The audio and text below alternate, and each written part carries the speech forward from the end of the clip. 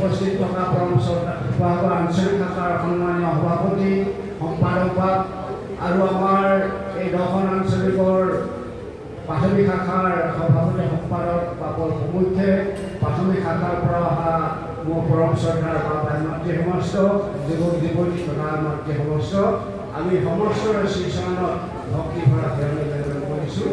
আজি এই পবিত্ৰ ক্ষণত মহাপুৰুষ মাধৱদেৱৰ নাম কীৰ্তনে হওক ঘোষাই হওক পাঠ কৰাৰ প্ৰাণ মুহূৰ্ততে ঘোষাৰ পাঠৰ শাস্ত্ৰৰ বিপৰীতে শাস্ত্ৰভাগী উপলক্ষে দুআষাৰ শ্ৰদ্ধা নিবেদন কৰাটো আমাৰ মহাপুৰুষৰ ধৰ্ম সংস্কৃতি। যেনেকৈ ভাগৱতখনৰ প্ৰথম পৰ্যায়তে 3টা শ্লোকেৰে ভাগৱতক শ্ৰদ্ধা গ্ৰন্থৰ আধাৰ হিচাপে লোৱা নাই। তেখেতৰ ভাৱৰ পৰা উৎপত্তি, তেখেতে গুৰু সেৱা কৰি যিখিনি অনুভৱ কৰিলে ভগৱন্তক হৃদয়ত ধাৰণ কৰি যিখিনি তেওঁ হৃদয়ৰ পৰা জ্ঞান পালে, এই কথাখিনিকে তেওঁ সমাজলৈ থৈ গৈছে। যিখন এই ধৰ্ম প্ৰচাৰ কৰিবলৈ আহি উত্তৰ পূব ভাৰতত বিশেষকৈ উজনি অসমলৈ আহি আমি চমুকে কৈছোঁ যে উজনি অসমলৈ আহি তেওঁ 17-18 বাৰ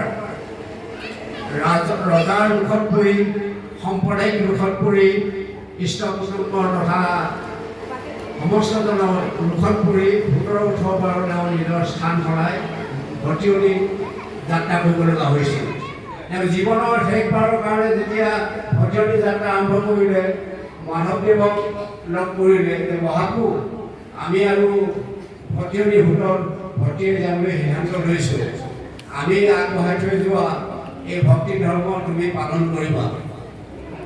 শংকৰদেৱে কোচবিহাৰলৈ গতি কৰাৰ প্ৰাক মুহূৰ্তত মাধৱদেৱক এইষাৰ কথা কৈ গৈছিল। কোচবিহাৰলৈ গৈ তেওঁ আকৌ যেতিয়া নৰ্নাল ৰাজসভাৰ প্ৰাংগণৰ ওপৰত পৰি তেওঁ যান্ত্ৰণা ভুগিব লগা হৈছিল, পলাই থাকিব লগা হৈছিল, কিন্তু নৰ্নাল ৰজাৰ ভাতৃ চিলাৰায় অনুগ্ৰহত তেওঁ প্ৰাণ ৰক্ষা হ'ল। তাৰপিছত যেতিয়া ব্ৰাহ্মণসকলৰ মাজত যেতিয়া বিতৰ্ক হ'ল, তেতিয়া শংকৰদেৱ জয় হ'ল, ভক্তি ধৰ্ম প্ৰচাৰ কৰিলে, এখন হৰিনাম ধৰ্ম।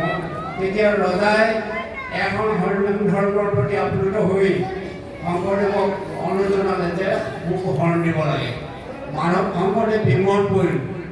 শংকৰদেৱে তেতিয়া চিন্তা কৰি ক'লে যে মই যিটো ধৰ্ম এখন হৰিনাম ধৰ্ম এই মন্ত্ৰত প্ৰচাৰ কৰিছোঁ, এইখন ব্ৰহ্মাণ্ডৰ ধৰ্ম নহয়, এই ধৰ্মটো বৈকুণ্ঠৰ ধৰ্ম। ৰজা হৈ বৈষয়িক ভোগ ভোগত থাকি এই ধৰ্ম পালন কৰাটো সম্ভৱ নহয়, সেইকাৰণে তুমি এই ধৰ্ম গ্ৰহণ কৰিব নালাগে। ৰজাই নিজক বাক্যত আঁতৰত থাকি দিবই লাগিব বুলি যেতিয়া সিদ্ধান্ত ল'লে, তেতিয়া শংকৰদেৱে এই পবিত্ৰ ধৰ্মটো অপাত্ৰত দিয়াৰ পৰা বিৰত থাকি নিজৰ দেশটোকে ত্যাগ কৰি যাবলৈ সিদ্ধান্ত কৰিলে।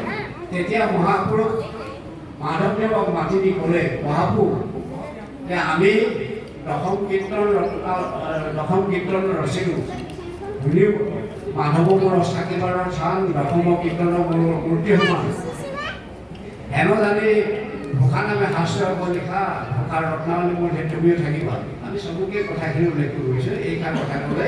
আৰু এই ধৰ্মটো পালন কৰিবৰ বাবে আৰু এই ধৰ্ম প্ৰচাৰ কৰিবলৈ সমস্ত দায়িত্ব তোমাকে অৰ্পণ কৰিলোঁ।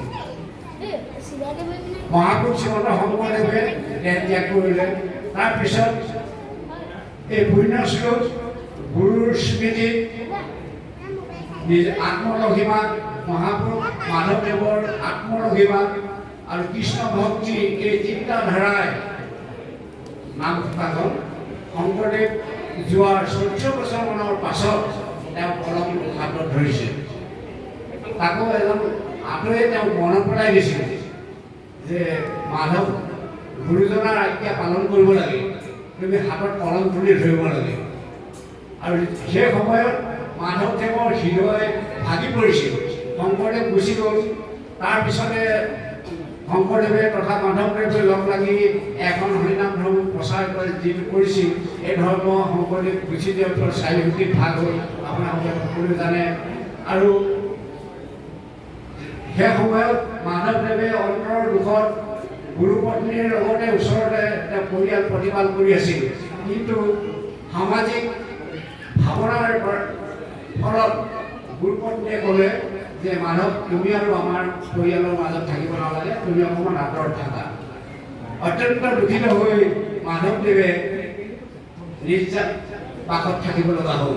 আৰু সেই দুখতেই নামঘোষাৰ প্ৰকাশ হৈছে। গতিকে এনেকুৱা এখন নামঘোষা, যিখন নামঘোষাৰ বিষয়ে 1961 চনত যেতিয়া ঋষিতুল্য বেণুৱালী ভাৰতবৰ্ষলৈ আহিছিল, তেতিয়া তেওঁ ঘোষণা কৰিছিল যে মই ভাৰতবৰ্ষৰ বিভিন্ন স্থানলৈ পদযাত্ৰা কৰিলোঁ আৰু সেই সমাজৰ, সেই জাতি, সেই ৰাজ্যৰ উচ্চ সাহিত্য তথা গ্ৰন্থ অধ্যয়ন কৰিলোঁ। মই উত্তৰ পূব ভাৰতলৈ অসমলৈ আহিলোঁ, আহি শংকৰদেৱৰ কীৰ্তন দশম পঢ়িলোঁ, নামঘোষা পঢ়িলোঁ। গতিকে নামঘোষা এনেকুৱা এখন গ্ৰন্থ, যিখন গ্ৰন্থ এতিয়ালৈকে পৃথিৱীত কোনেও লিখা নাই। কোনো এটা ধৰ্ম তথা কোনো এটা জাতিত এনেকুৱা এখন ধৰ্মশাস্ত্ৰ নাই, যিখন শাস্ত্ৰৰ কাষত থ'বলৈ আৰু এখন উপযুক্ত পুথি আছে। গতিকে এনেকুৱাখনেই মাধৱদেৱৰ নামঘোষা, যিখন পৃথিৱীত বিৰল। গতিকে মাধৱদেৱৰ এই ঘোষা ভাগিৰ কথা বেণুৱালী তথা আমাৰ বাণীকান্ত কাকতিয়ে বহুলভাৱে প্ৰকাশ কৰিছে। উঠি অহা প্ৰজন্মক আমি এইখিনি অধ্যয়ন কৰিবৰ কাৰণে এই কাৰ্যভাৱে আমি অৱগত কৰি লৈছোঁ।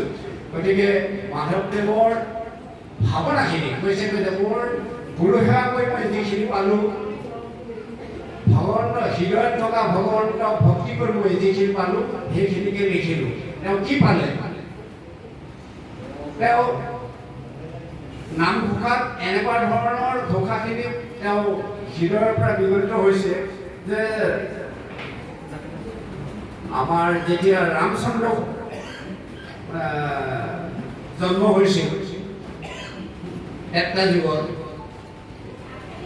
তাৰপিছত ৰামচন্দ্ৰৰ বিষয় বাসনা তথা সংসাৰৰ স্বৰূপ দেখি ৰামৰ জীৱনলৈ বহুতবোৰ প্ৰশ্ন আহিছিল, যিখিনি প্ৰশ্ন 1 লাখ প্ৰশ্ন উঠিছিল।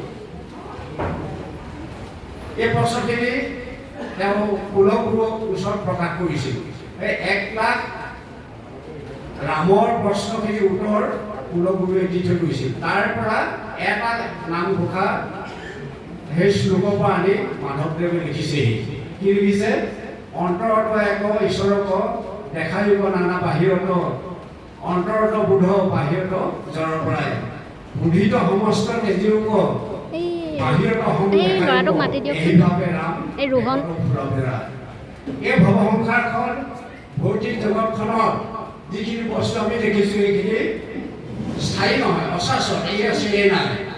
গতিকে এইখিনিৰ মাজতে আমি বৰ্তি থাকিব লাগিব, ইয়াৰ মাজতে আমি চলি থাকিব লাগিব। সেই ভাৱনাটো হৃদয়ত লৈ কিন্তু হৃদয়ত এক ঈশ্বৰৰ ধ্যান ৰাখি আমি সংসাৰত বৰ্তি থাকিব লাগিব। এই ভাৱনাটো মাধৱদেৱৰ সেই 1 লাখ শ্লোক অধ্যয়ন কৰাৰ পাছত এটা শ্লোক আনি মাধৱদেৱে নামঘোষাত ঠিক তেনেকৈ গীতাৰ এটা শ্লোক আনি পেলাই অনুবাদ কৰিছে। বিভিন্ন শাস্ত্ৰত তেওঁ হৃদয়ত অনুভৱ কৰা এই শ্লোকবোৰ আনি তেওঁ অসমীয়া মাতৃভাষাত এই নামঘোষাৰ তেওঁ প্ৰকাশ কৰিছে। সেইকাৰণে বাণীকান্ত কাকতিয়ে কৈছিল যে মাধৱদেৱৰ হৃদয়ৰ পৰা বিকশিত হোৱা এই ধাৰাটো নামঘোষা দি থৈ গ'ল। যিখন নামঘোষা অসমীয়া জাতিৰ বাবে এটা অপূৰ্ব সৃষ্টি, অসমীয়া জাতি জীয়াই থাকিবৰ কাৰণে জন্মৰ পৰা মৃত্যুলৈকে তথা জন্ম আগৰ পৰা মৃত্যুৰ পাছলৈকে যিখন শাস্ত্ৰ নহ'লে আমি জীয়াই থাকিব নোৱাৰোঁ। সেইখনে নামঘোষা, যিখন নামঘোষাৰ কাষত পৃথিৱীৰ এনেকুৱা এখন শাস্ত্ৰ নাই কাষত ল'বলৈ। গতিকে আমি চমুকৈ মাধৱদেৱৰ বিৰচিত নামঘোষাৰ বিষয়ে উল্লেখ কৰিলোঁ। আৰু বহলকৈ ক'বলৈ হ'লে বাৰু মাজলৈ সোমাই গ'লে আৰু আমাৰ ভিতৰত থকা আমাৰ ভাগৱতী বা পাৰিছে আপোনালোকক সুললিতভাৱে তথা তেখেতৰ ভাৱনাই ভাৱখিনি প্ৰকাশ কৰাব। আপোনালোকে ৰস আচৰণ কৰিব যে নামঘোষাত আমাৰ 9টা ৰস আছে: সেৱা ৰস, ভাগৱত ৰস, কৃষ্ণৰ সেৱাৰ ৰস, এনেকৈ 9টা ৰস আছে। এই ৰসখিনি আস্বাদন কৰিব লাগিব। এইখিনি ৰস জিভাই আস্বাদন কৰা নহয়, আমি হৃদয়ে আস্বাদন কৰিব লাগিব। আৰু ইয়াত 37টা পদন আছে আৰু 6টা ছন্দত মাধৱদেৱে ঘোষাখন লিখিছে। ছবিচন্দ্ৰ, দুলৰীচন্দ্ৰ, পদচন্দ্ৰ, নামচন্দ্ৰ, ঘোষাচন্দ্ৰ আৰু লেচাৰী, এই চন্দ্ৰ। নামঘোষাখনৰ আৰম্ভণিতে ছবিচন্দ্ৰই আৰম্ভ কৰিছে, তাৰপৰা দুলৰী, তাৰপৰা পদ, তাৰপিছত লেচাৰী, তাৰপিছত নামচন্দ্ৰ, ঘোষাচন্দ্ৰ, নামচন্দ্ৰই তেওঁ এই চন্দ্ৰময় তেওঁ হেৰাই গ'ল। সেই কথাটো বাণীকান্ত কাকতিয়ে কৈছিল যে চন্দ্ৰমনে আমি বুজো যে চন্দ্ৰমনে বিৰতি। বিৰতি মানে কেনেকুৱা বিৰতি, যে পাহাৰৰ পৰা পানীখিনি বৈ আহিছে তাৰ জুৰি হিচাপে, ইটো শিলত ঠেকা খাই সিটো শিলত ঠেকা খাই পানীখিনি যিটো বিৰতি হৈছে, এই বিৰতিখিনিকে চন্দ্ৰ বুলি কোৱা হয়। গতিকে নামঘোষাত যিটো সংগীতৰ চন্দ্ৰ, সংগীতৰ লয়, সংগীতৰ তাল তাত নিৰ্ধাৰণ কৰি থৈ গৈছে। এইখিনিয়ে তেওঁ গীত ঘোষাচন্দ্ৰ ৰচি গ'ল। শেষত গৈ গৈ গৈ গৈ চন্দ্ৰ হেৰাই গ'ল। কেনেকৈ হেৰাই গ'ল সেইটোকে বাণীকান্ত কাকতিয়ে কৈছিল যে ইংলিছত এটা পয়েম আছে, চং, যে ৰাজহংস নামৰ এবিধ পক্ষীয়ে জীৱনৰ শেষ বেলাত গীত গাই গাই সেই নৈতে উঠি শেষ হৈ যায়। কি মাধৱদেৱেও এই চন্দ্ৰময় গীতৰ মাজতে তেওঁ নিজক আমাৰ আহত এই সংগীতৰ ধাৰাৰ মাজত সোমাই অনাহত ধ্বনিৰ মাজত বিলীন হৈ গ'ল। চবকে কৈছোঁ যে আমি এই গীত যে গাইছোঁ, আমাৰ তালু, দাঁতত, ফুলত, হাত চাপৰি, এইটো আহত শব্দ। এই আহত শব্দবোৰ আমি অনাহত শব্দৰ যিটো ওংকাৰ ধৰি, যিটো বেদৰ প্ৰণৱমন্ত্ৰ এইটো এটা ক্লাছিকেল অনাহত ধ্বনি। সেই শব্দৰ ধ্বনিৰ মাজত ভগৱন্তৰ গুণ জপ সদায় প্ৰকাশ হৈ আছে। যিসকলে সাধনা কৰিছে সেইসকলে, ঋষিসকলে এই ভগৱন্তৰ গুণ জপবোৰ অনাহত ধ্বনিতে সাধনা কৰে, শ্ৰৱণ কৰে। সেই ঋষিসকলক উগ্ৰসভা বুলি কয়।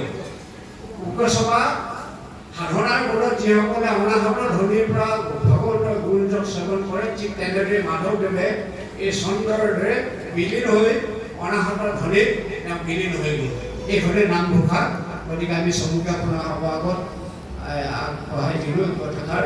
গতিকে আমি ইয়াৰ ভিতৰত থকা এই ৰসখিনি আমাৰ বাপসকলে আস্বাদন কৰিব পাৰিব। গতিকে আমি চমুকৈ ক'বলৈ যাওঁতে অলপ জটিল, আচলতে ইমানেই গভীৰ, মানে শংকৰদেৱে নিচিনা এজন মহাপুৰুষে ইমান সাগৰ সদৃশ কথাবোৰ ভূতাত বহাব পাৰে। আমাৰ নিচিনা মানুহে মানে আমাৰ আউট লাগি যায়। গতিকে সাগৰ সদৃশ 37টা পদল, 7টা চন্দ্ৰ, 9টা নৱৰসৰ, মানে ভক্তি, বিভিন্ন শাস্ত্ৰ, 4 বেদ, 14 শাস্ত্ৰ, 18 পুৰাণৰ বিভিন্ন শাস্ত্ৰৰ শ্লোক যিখন ঘোষাত অনুবাদ কৰিছে, এইখিনি কথাপদে প্ৰকাশ কৰাটো সম্ভৱ নহয়। আৰু সেইখিনি আমাৰ ভাৱনাও নাই, ভাৱৰ অতীত এইখিনি। মাধৱদেৱ সেইকাৰণে নিজেই বিলীন হৈ গ'ল ভাৱনাৰ মাজতে কৃষ্ণ। গতিকে সেই বাবাই মাতি অৱস্থা আমি চমুকৈ মাধৱদেৱৰ ঘোষা ভাগি সম্পৰ্কে যিটো এটা আগবঢ়া হ'ল, আমাৰ আগপিছ পঢ়া এইখিনি হৈছে আৰু আমাৰ ভাৱনাও জটিলতা হৈছে। গতিকে আমাৰ অপৰাধখিনি ভালদৰে কৰি তোমাৰ আমাৰ দোকানীয় হৈ চেলৰ জন্মান্তমান্তৰ চাই দিয়া সেইটো আমি সেৱা লোৱা হৈছে।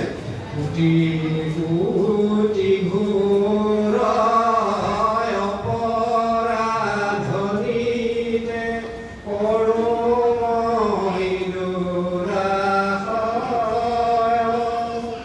হে হৰি মোক নাশহে নমানি, ক্ষমি ও কৃপাম ৰাম, ক্ষমি ও কৃপাম। কৃষ্ণ কৃষ্ণ কৃষ্ণ হৰি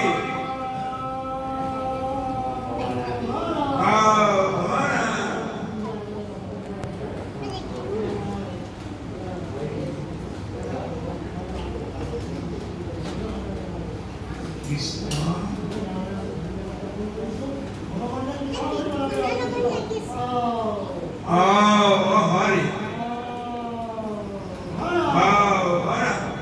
Krishna